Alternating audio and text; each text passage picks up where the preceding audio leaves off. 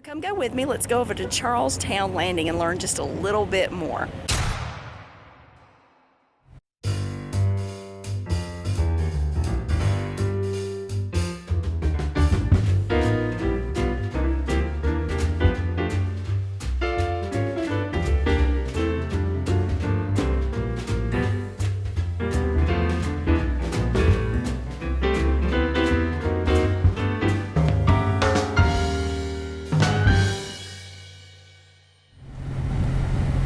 And we've just arrived at Charles Towne Landing. This is the drive-in. Just to give you guys a heads up, there is a lot outside and they have an indoor museum as well. We're going to do the outside portion first, simply because it is now 87 degrees and the humidity level is rising by the minute. You're going to see a lot of animals. If you have kids, this is a great place to bring them. All the native or indigenous animals that were here when the first settlers arrived are here, so we're going to see some interesting animals. So let's get started. Okay, we just went through the visitor center. Now we're outside. The first stop we're going to make is the animals exhibit. Just wanted to let you guys know real quick, the visitor center is open from 9 a.m. to 5:30 p.m. and it's $10 for adults, $6 for children. There is a senior citizen discount as well as a military discount, just to give you a heads up on what admission cost. And there is also a little gift shop, little area for snacks and water on the inside. I'll show you that before we leave. Let's go see some animals before it gets any hotter than what it already is right now.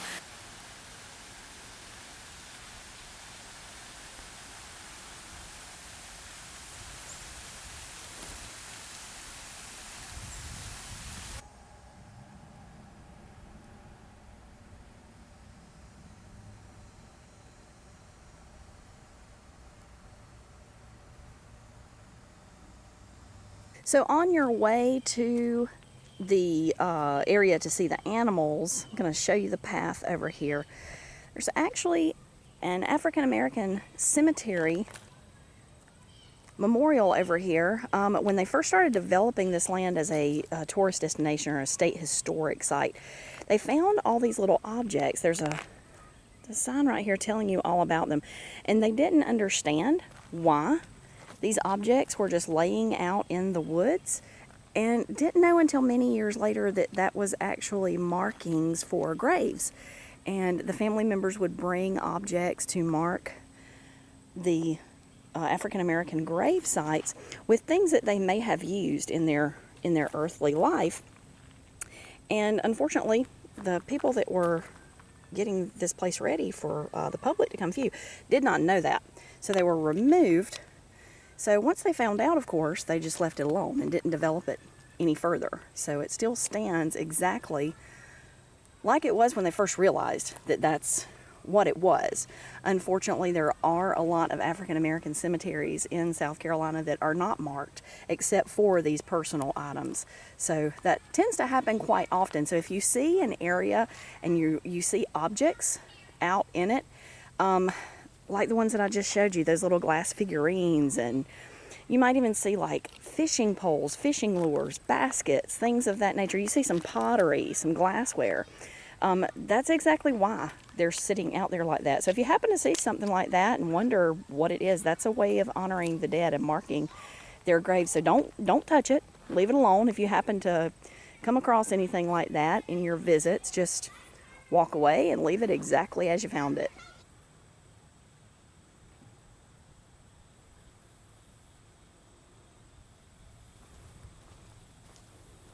Nice little area with some porch swings in the shade if you want to sit down, take a little break.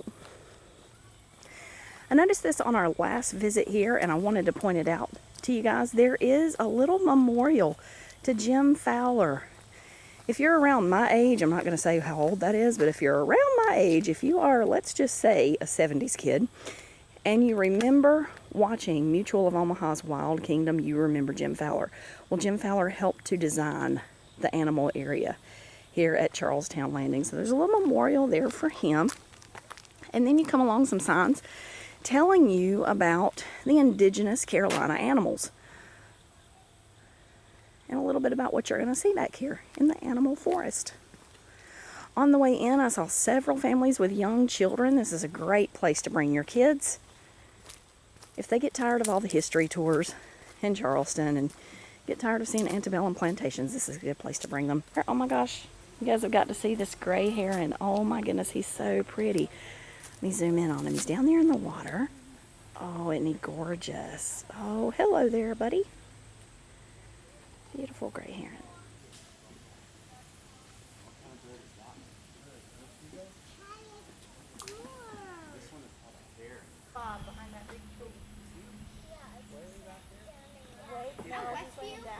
Wow.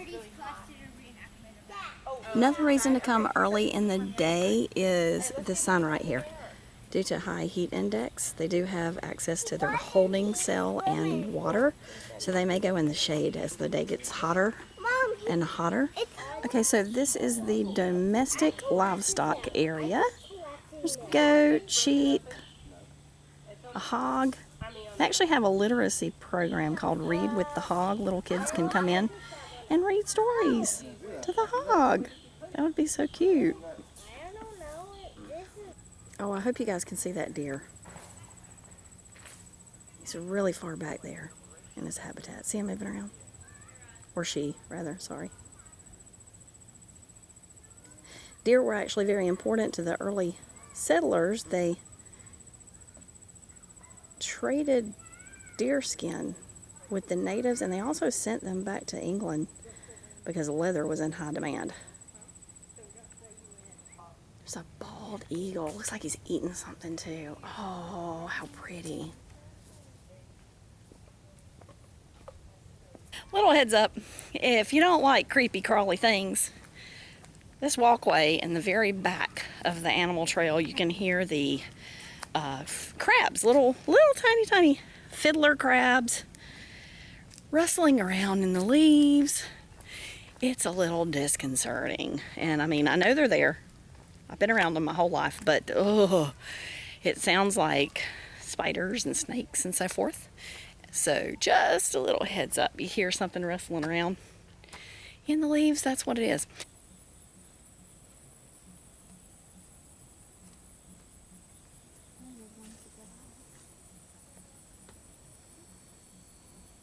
So we're out of the animal trail and now we're going down the history trail. I do want to mention the fact that there are 2 restrooms back on the animal trail. So if you're here with your kids, you need to make a little pit stop. They do have those available. There's also some water fountains. Not the coldest water I've ever had in my life, but it's useful. It'll hydrate you out here in the heat. I did notice that they try their best to keep the walkways close to the wooded areas to give you a little bit of shade. It helps a little bit, but you know, bring plenty of water with you, bring snacks, wear sunscreen because you are out in the sun a lot, out in the important areas that you want to view, those historic areas. Now we're getting into the history lesson of the tour. The first thing we're going to come across is a statue of the Kiowa Indian chief, who is actually responsible for pointing out this particular spot.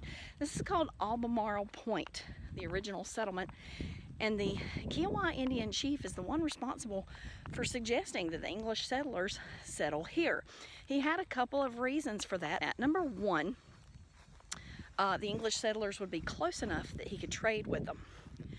English settlers had a lot of things that were very useful, and they wanted to trade with them. Also, if the Spanish were going to come up through what is now Carolina and invade the Indian camp that the Kiowas had, the Indian settlement, then they would hit the English settlers first. So it was a means of defense for his own people, as well as keeping them close enough to trade with them. Now, the Kiowa Indian chief is the one that taught the English settlers how to tan buckskin and prepare it for leather making. So they were able to do that. Buckskin was the first commodity, I guess you could say. Originally, Carolina was thought by the English settlers to be they planned on it to be a sugar colony. ended up that we couldn't grow sugar here. Ended up growing cotton and rice, as many of you know, and indigo. We'll get into that later. But started out, the first commodity was buckskin.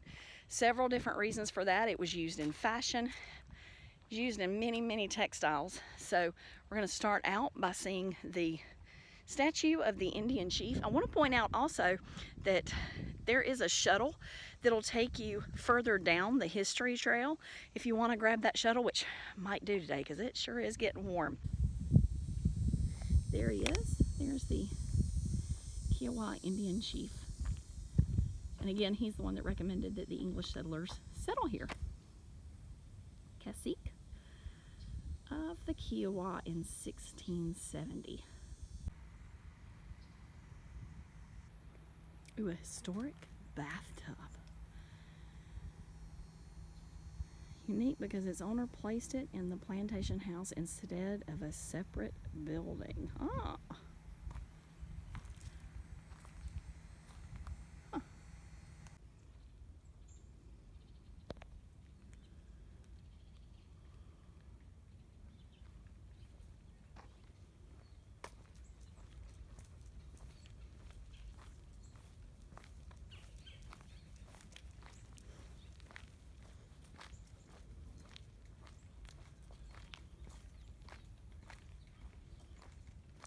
The original palisade wall to protect the colony.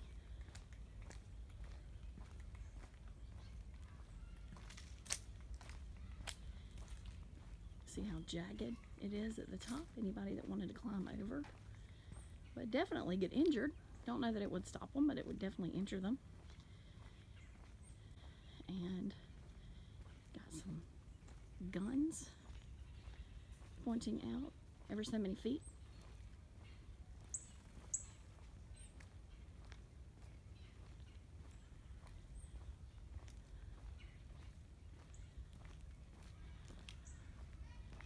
We're going to enter the gate, but as you can see, it goes all the way down to the water.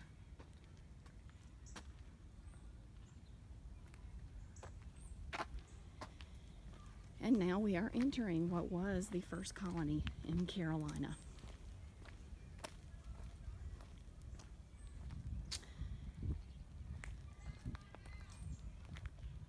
Colony was here for a year before the settlers decided to move across the Ashley River into the peninsula. And they just decided to do that simply because it faced those rivers and they thought it was better defense. And realized that if the Spaniards hadn't invaded within a year, they were probably pretty safe from that happening. We're going to get to a point where we've got a really good view of the Ashley River, and the tide is moving in slowly but surely. They're actually doing us a favor by doing this. Their ranger was telling us how back in the day you just had ChuckTown. Oh, ChuckTown. Got the Ravenel Bridge way back there. Looking at that downtown area at the harbor where we were at earlier this morning. Okay, so now we are back inside. We're going into the exhibit hall inside the visitor center, and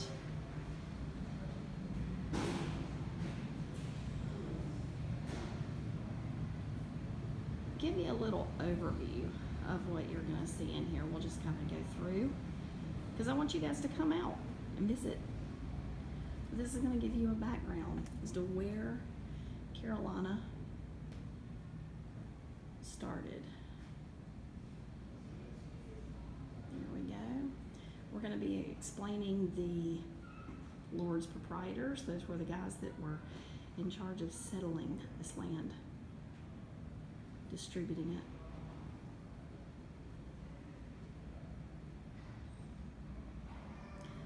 I'm going to show all of the original settlements.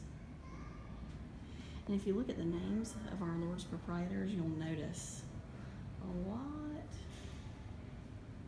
of things about them as far as their names go. We have rivers and towns and counties named after these fellas.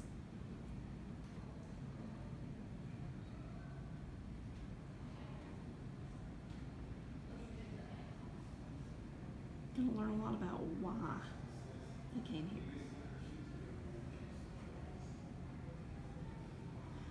And probably the most popular horse proprietor, Lord Anthony Ashley Cooper. Our two major rivers are named after him, the Ashley and the Cooper. He pretty much gave away the most amount of land. Lots of great displays in here. You can really learn a lot, and it's air conditioned.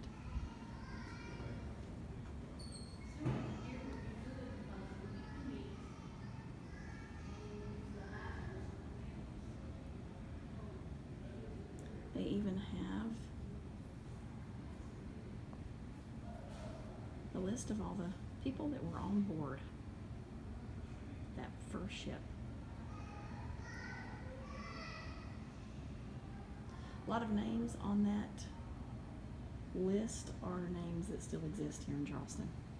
And here it's going to talk about how we were really meant to be a sugar colony, but that didn't quite work out. That is what a cone of sugar looks like.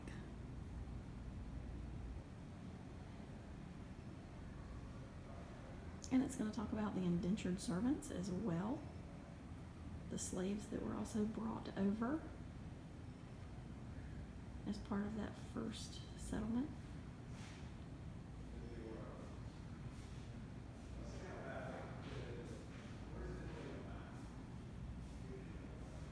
They were the ones that knew how to grow the sugar.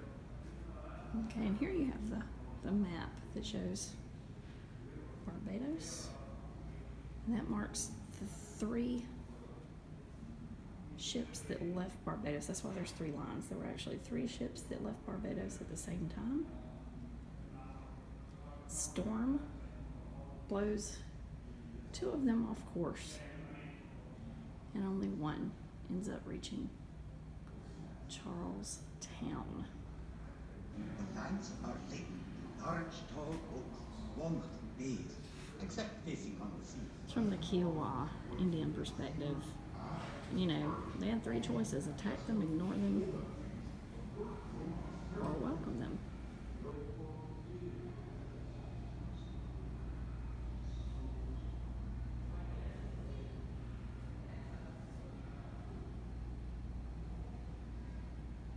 And in this section, you're learning what it would have been like to have been a slave in the first settlement.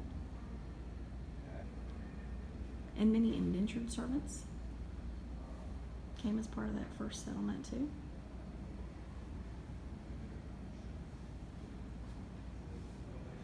A lot of people wanted land. A lot of people wanted to be part of the New World.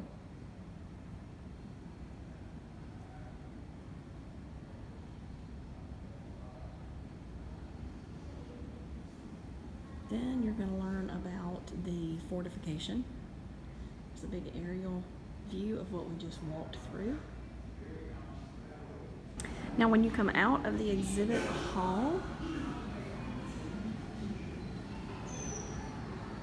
you're back into the visitor center.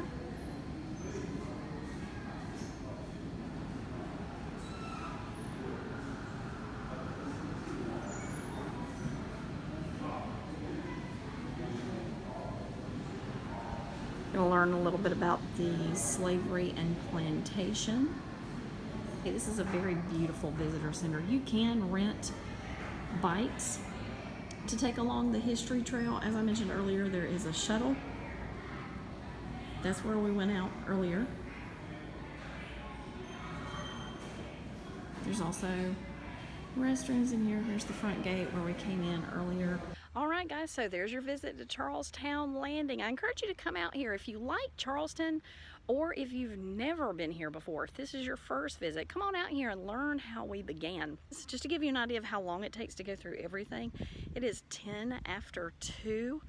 Been here at least 3 hours, if not maybe a little bit longer. And as you see, I just kind of zoomed through the exhibit hall because I've been in there several times. Just wanted to give you guys an overview because I want you to come and look at it yourself. If you're actually taking your time to read everything in there, I would suggest allotting about 5 hours. Also, They do some classes and exhibits in the classrooms along the animal trail.